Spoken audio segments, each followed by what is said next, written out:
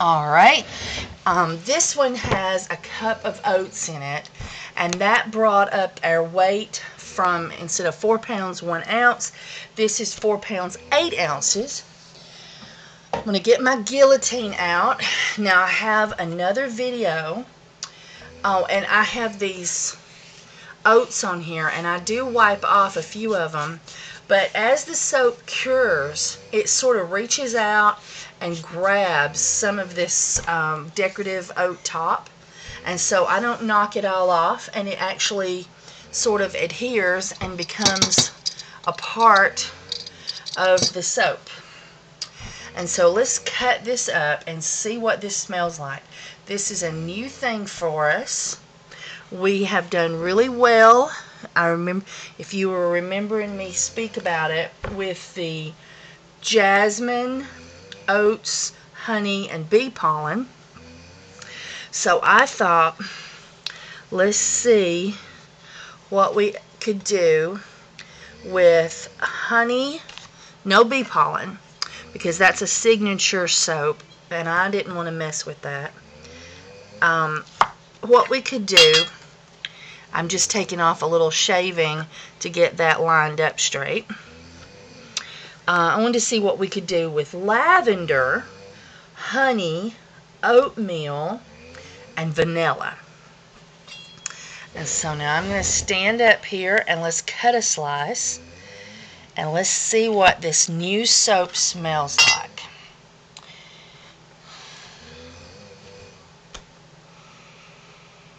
Oh, that is heavenly. I mean, there's something about the way the vanilla and the lavender mixed that it doesn't even smell like lavender. I mean, it just has a whole different flavor.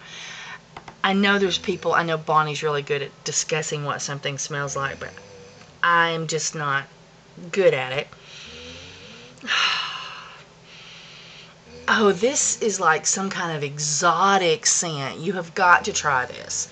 If this was, I do a 42 ounce oil base in my crock pot. Anything more than that, and I have problems with overflow. And I did, I think you look at the video from yesterday, but I think I did 2 tablespoons vanilla, and then there's like 5 or 6 tablespoons of honey in here, and then there's the olive oil and the coconut oil that's added after the lye has become inert. But in the scent department, it is oats, honey, lavender, and vanilla, and it is heavenly. I mean, something has taken the lavender and just knocked the edge off of it, and it is so awesome. I mean, this is just really a flowery, but yet not. It's sort of exotic. You've got to try this. You can do this with a cold press soap as well. You just want to grind up your cup of oats to where they're just powder, just really fine silky powder. And I think we did 3 tablespoons or 2 tablespoons and a half of lavender. But check the video from yesterday, because this is a new recipe and I haven't wrote it down yet.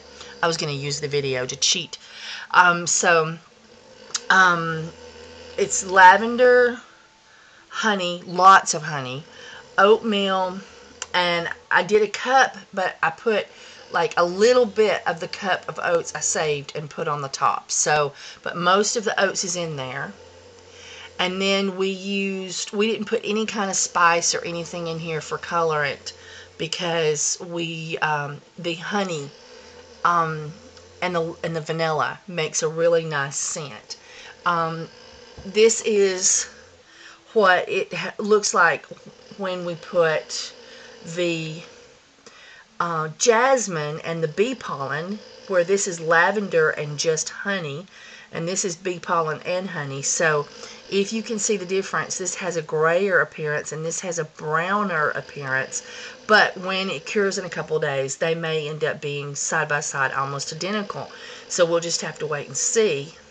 Maybe I'll make us another video so we can see how that smells. Now this walks off the shelves. I highly recommend this recipe.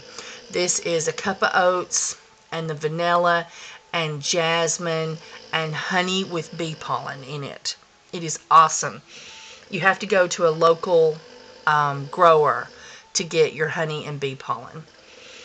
But this here, I mean, I have people that come to my stand and they think I'm selling fudge or candy because of the way it looks. And I pick the sample bar up and I'll say, would you like to smell our ladies' most favorite soap? And they're like totally not interested.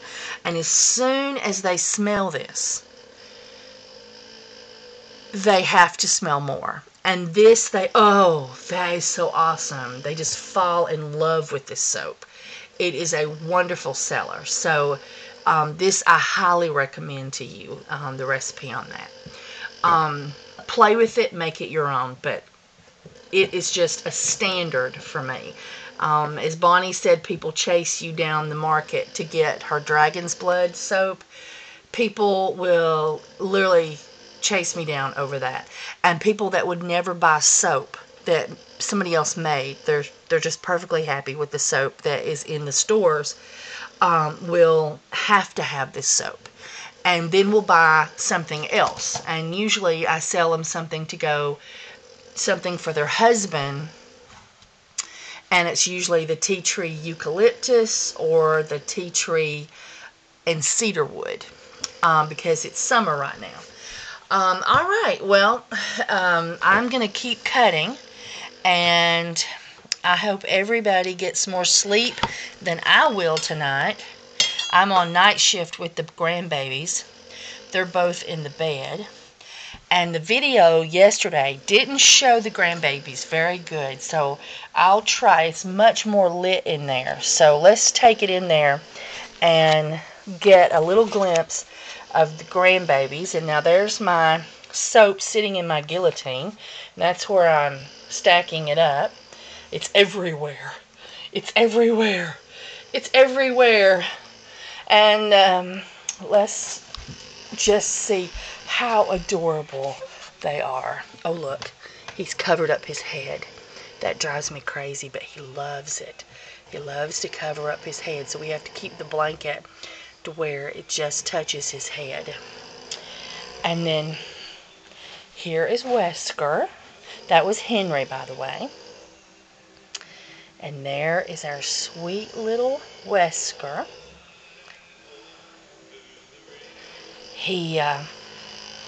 They're sleeping in my living room tonight. I set this up to where they can come and visit and sleep in my living room anytime they want to, because I'm doing night shift with the 2-month-old, which is almost 3 months, any day now, I think.